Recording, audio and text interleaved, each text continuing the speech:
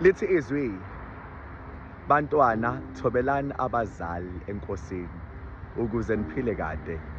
Boyise bondleni kahle abantwana ningabadingi. Mase nithi bomkenu thobelani abayeni benu.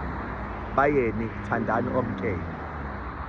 Mase lithi makhosi baphatheni kahle abantu enibaholayo. Kodwa nani azini ukuthi kunenkosi enkulu esezulwini okuyinkosi yabo bonke okungekho kuyo ukukhetha.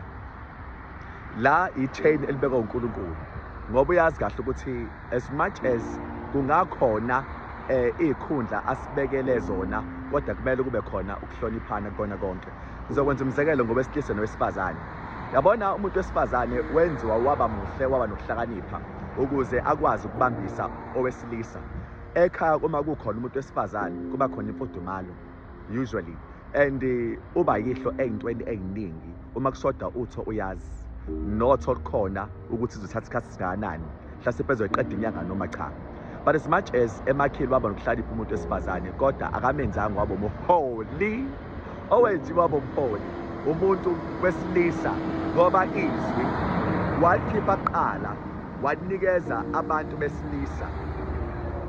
Kanjalo-ke uma akhuluma no-Adam kuqala, u-Eva siyazi ukuthi kwalaliswa u-Adam ukuze akhishwe obambeni lakhe u-Adam mase eba khona u-Eva. That means into eyenza umuntu wesifazane abe muhle intobeko.